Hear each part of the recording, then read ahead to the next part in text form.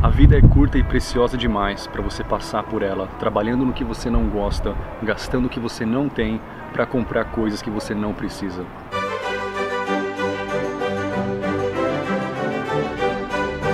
Talvez você já tenha ouvido falar de desenvolvimento pessoal, um processo através do qual você se torna uma pessoa melhor e mais inteligente, ou seja, uma versão melhor de si mesmo. Há, no entanto, um movimento na direção oposta em nossa sociedade, algo que talvez até poderíamos chamar de emburrecimento pessoal.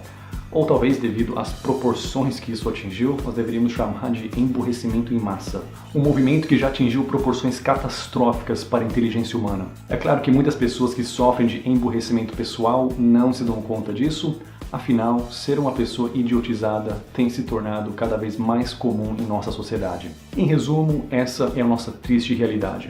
No entanto, se você valoriza a sua criatividade, a sua inteligência e quer continuar evoluindo, aprendendo, expandindo as suas habilidades mentais, então há no mínimo 10 males que você deve evitar a todo custo. Então, vamos à lista. Em ordem reversa, temos em 10º lugar, ter um trabalho robótico e sem futuro. Isso pode chocar algumas pessoas, mas muitas vezes o próprio trabalho que você faz pode ter um impacto negativo na sua capacidade cognitiva.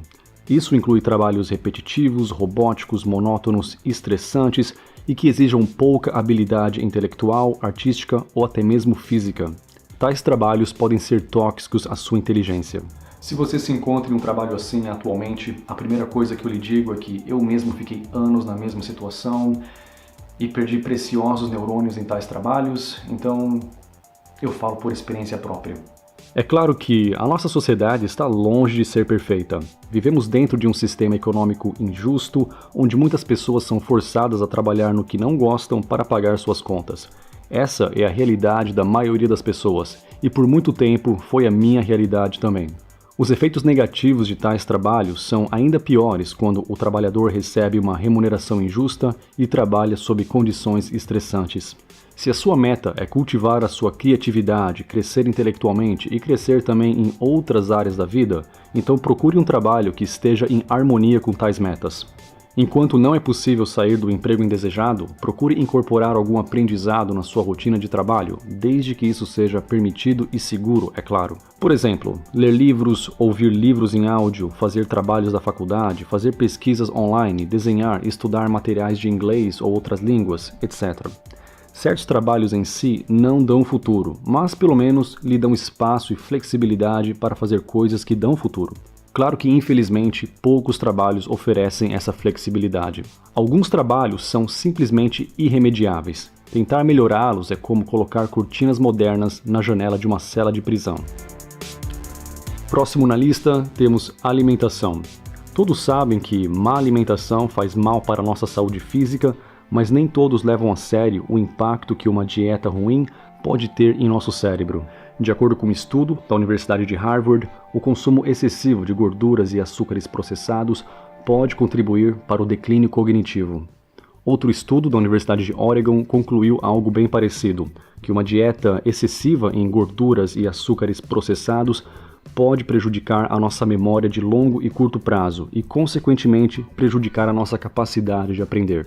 Uma má dieta, combinada com sedentarismo, pode ter consequências ainda mais prejudiciais, não somente para seu aprendizado, mas também para sua saúde física e emocional, já que há também uma correlação entre tais hábitos e depressão.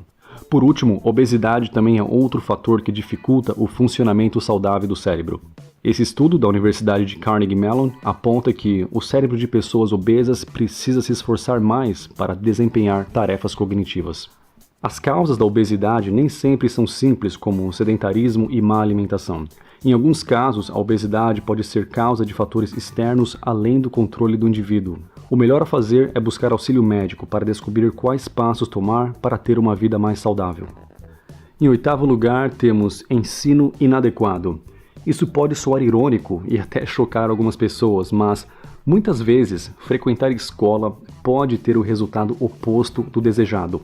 Ao invés de ficar mais criativo e mais inteligente, o jovem fica menos inteligente e com pensamentos mais condicionados. Claro que há grandes contrastes entre instituições de ensino, logo seria injusto culpar a escola em si. O vilão da história aqui é o método de ensino empregado por muitas escolas, principalmente escolas públicas. E mesmo que os professores não concordem com tais métodos, eles são obrigados a segui-los, devido ao planejamento de ensino instalado nessas instituições. Institucionalizar o ensino é um bom conceito em si, e de fato um conceito que é usado desde a antiguidade. Até aí, tudo bem. O problema começa quando tal conceito é negligenciado ou manipulado para servir outros propósitos. Quando isso acontece, então a escola, no máximo, prepara o jovem para ser um empregado, um funcionário alfabetizado. Inteligente o bastante para ler e seguir instruções, mas não o bastante para pensar por si próprio. O mais importante de tudo é ter amor pelo conhecimento e, de fato, querer aprender e desenvolver as suas habilidades artísticas, intelectuais e esportivas. E ter tal atitude não é necessariamente sinônimo de gostar de escola. Muitas pessoas não gostam de escola pelo motivo errado. Elas simplesmente detestam estudar, pois já contraíram o vírus da intelectofobia, que em muitos casos, infelizmente, é hereditário mesmo. Mas há também aqueles que não gostam da escola pelo motivo oposto, porque eles gostam muito de aprender e se sentem frustrados com o sistema arcaico e ineficiente da escola, que não os ensinam o que realmente é importante em suas vidas. Seja um membro do segundo grupo. Em sétimo lugar, temos beber exageradamente. Beber com moderação não faz mal a ninguém. Ficar bêbado de vez em quando, bem, quem sou eu para te julgar? No entanto, encher a cara constantemente, aí já é outra história. Consumo exagerado e frequente de bebida alcoólica literalmente destrói seu cérebro.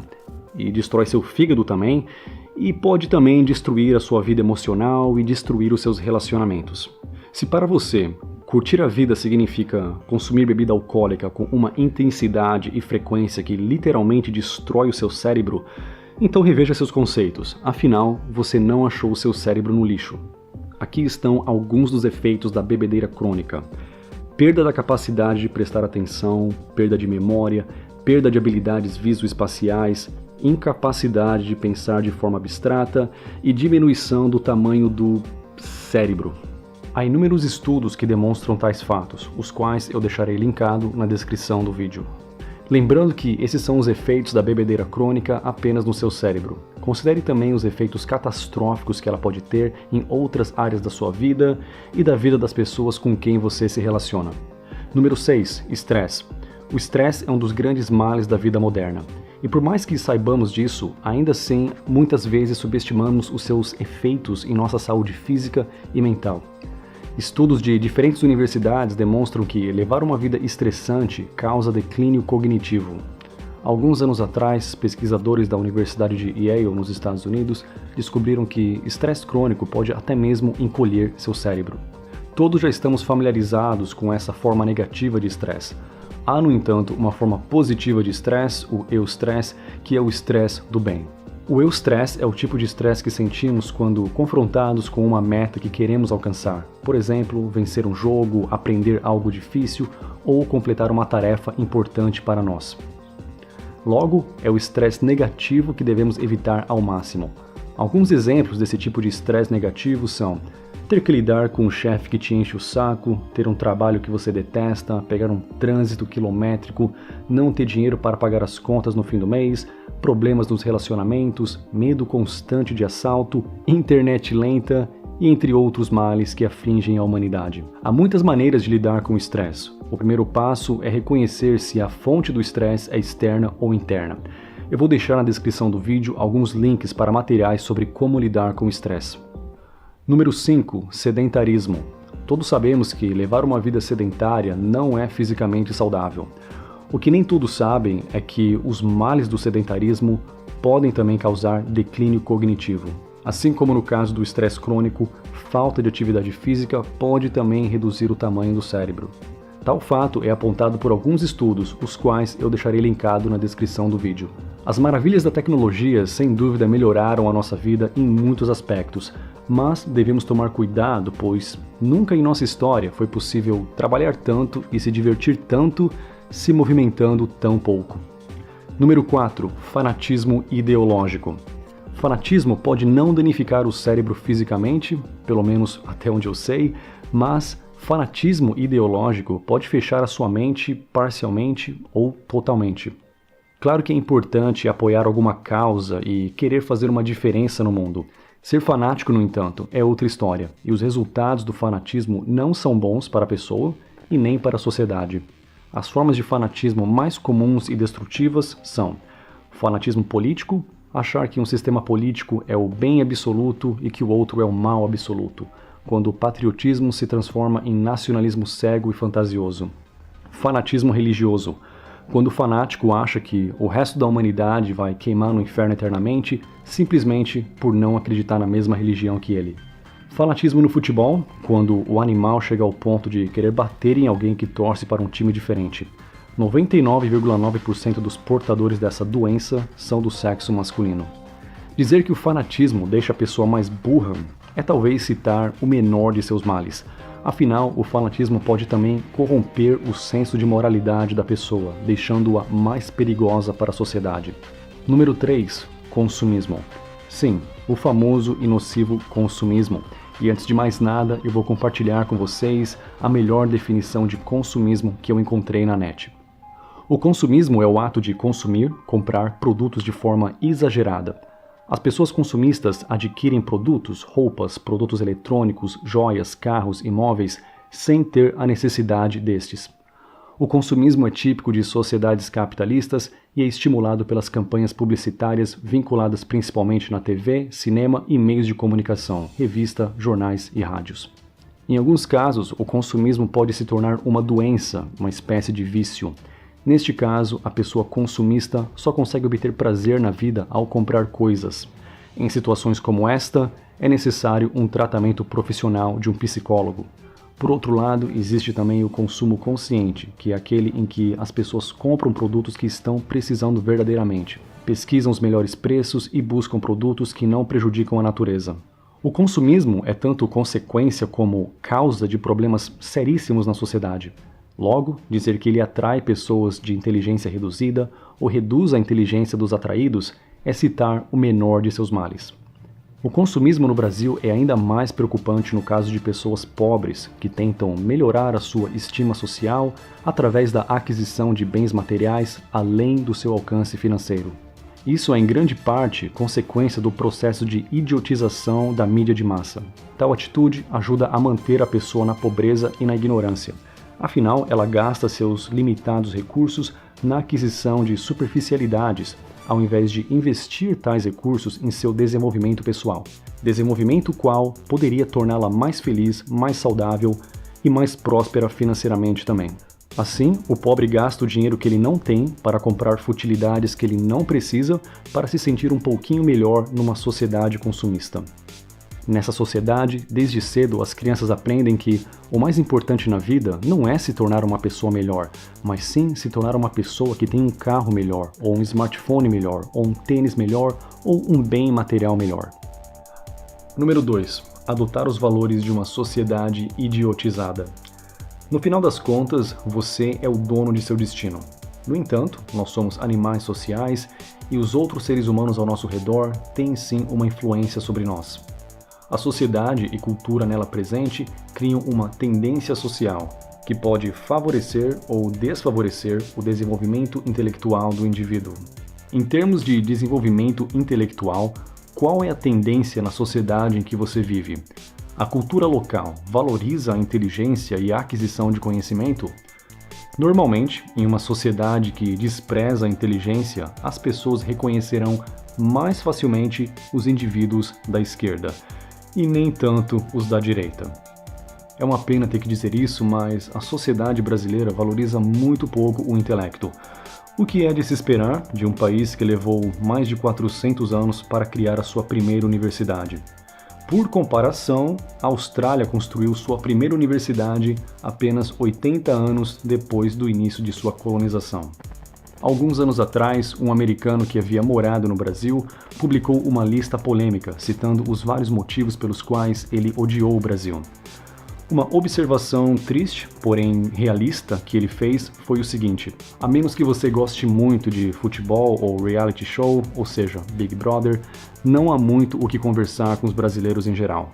Você pode aprender fluentemente português, mas no final a conversa fica muito limitada muito rapidamente. Isso é ainda mais comum nas classes mais pobres, onde as pessoas são menos instruídas e mais idiotizadas pela mídia de massa.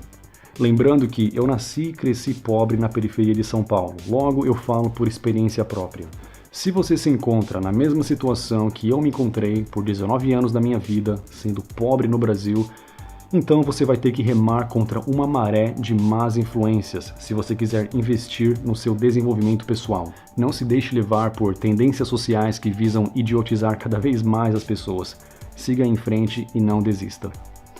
Agora chegamos ao primeiro colocado da lista, aquilo que deixa as pessoas mais burras. Conheçam a maior arma de emburrecimento em massa já criada na história da humanidade: a televisão. Um número enorme de programas da televisão brasileira são tóxicos ao intelecto humano. O mais triste é que tal emburrecimento e idiotização das massas é visto como normal ou aceitável. Muitos nem se dão conta do quão prejudicial a televisão pode ser. E é claro que eu não estou me referindo à tecnologia em si, a qual pode ser usada de forma benéfica.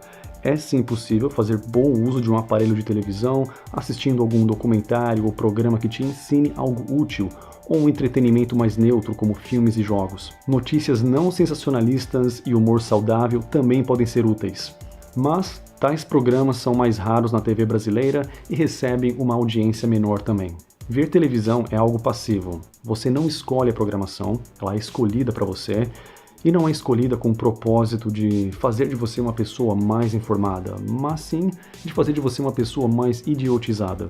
A mídia de massa tem o poder de mudar o país para melhor ou para pior, e o tipo de mudança que ela tem criado é demonstravelmente negativa. A mídia de massa é a maior responsável por exaltar a cultura consumista, que além de causar um estrago social e econômico, causa também um estrago ambiental. Assim como muitas corporações que visam apenas lucro sem se importar com as consequências sociais e ambientais, a mídia tem adotado a mesma atitude em relação à sociedade. Mas a mídia não é a única culpada. Há sim um relacionamento recíproco entre um povo que gosta de futilidades e uma mídia que produz tais futilidades para atender a tamanha demanda. No entanto, indiscutivelmente, houve uma decadência cultural nas últimas décadas, e é claro, a mídia não só tem participação nisso, mas também lucra com isso. Desde quando a mídia televisiva ganhou forças, há décadas atrás, ela poderia ter sido uma força para o bem, ajudando a educar, informar e guiar o país numa direção melhor. Mas, infelizmente, o que a mídia tem feito é apelar para aquela parte mais primitiva do nosso cérebro, trazendo à tona o nosso lado mais ignorante, mais primitivo e mais egoísta. Assim, para ter audiência, a fórmula é simples. Basta que a programação tenha as seguintes características: intriga, fofoca, sexo, traição, sensacionalismo, desgraça, indignação, baixaria, e a lista continua. Estudos apontam que pessoas que assistem muitas horas de televisão estão mais suscetíveis à depressão. O que infelizmente é esperado quando você passa horas assistindo pessoas ricas, famosas, bonitas e talentosas vivendo uma vida de sonhos, enquanto você está aí desperdiçando a sua vida assistindo tais futilidades que nada contribuem com o seu crescimento. Se você já passou anos da sua vida assistindo tais programas de fofoca de artistas, ou reality show, ou besterol, considere o seguinte: quantas horas por dia você passou assistindo tais programas? O brasileiro assiste em média 20 horas de televisão por semana. Isso é 1.040 horas por ano em média. Claro que muitas pessoas assistem muito mais que isso, né? Principalmente nos fins de semana, mas enfim, vamos usar esse número aqui de 1.040 horas por ano. Eu vou usar uma comparação que eu espero que ajude algumas pessoas. Só por comparação, eu aprendi inglês do básico ao intermediário em pouco mais de 400 horas de estudo e prática. Isso em 2004, numa época em que não existia YouTube e nem Duolingo e nem smartphones e esses vários aplicativos que facilitam o aprendizado. É altamente provável que você, com os recursos de hoje, consiga fazer isso em bem menos tempo. E se for essa a sua meta, então eu te convido para assistir meus outros vídeos sobre inglês aqui nesse canal. Mas esse é apenas um exemplo. Talvez você queira aprender outra língua, ou aprender uma nova profissão, ou talvez você queira aprender um novo instrumento musical, ou uma dança, ou uma arte marcial, ou um esporte, que seja. Ou talvez você queira simplesmente viajar e curtir a vida. Qualquer que seja o caso, você estará fazendo algo mais produtivo, melhor para você mesmo, algo simplesmente muito melhor para a sua vida do que ficar na frente da televisão. Pesquise quantas horas seriam necessárias para uma pessoa dedicada a aprender o que você quer aprender. E pergunte-se, o que vale mais a pena? Dedicar centenas de horas a programas que não te ensinam nada? Ou dedicar essas horas para se tornar uma pessoa melhor, mais capacitada, para fazer uma diferença positiva no mundo? Quais são as suas metas? Quais são os seus sonhos? E para encerrar esse vídeo, eu pergunto, qual diferença você quer fazer nesse mundo? Bem, eu acho que por hoje eu vou apenas deixá-los com essas reflexões. Se você gostou desse conteúdo e acha que ele poderia ajudar outras pessoas, então por favor compartilhe. Se você é novo no canal, então dê uma olhada nos meus outros vídeos, e se você gostar do conteúdo, então por favor inscreva-se para que você continue assistindo esses vídeos toda semana. Então por enquanto é isso, muito obrigado e até o próximo vídeo. Veja bem, não há nada de errado em valorizar o material. Tudo na vida tem o seu lugar e sua prioridade. Mas muitas pessoas parecem não entender essas prioridades. Elas vivem um mundo de superficialidade, supervalorizando o supérfluo e deixando de lado o que realmente é importante. Vamos falar sobre os 10 países mais seguros e mais pacíficos do mundo. Verdadeiros paraísos para visitar e para viver. Eu tive o privilégio de visitar e também morar em alguns desses países e gostaria de compartilhar com vocês não somente as minhas observações, mas, mais importante ainda, os fatos baseados no Global Peace Index.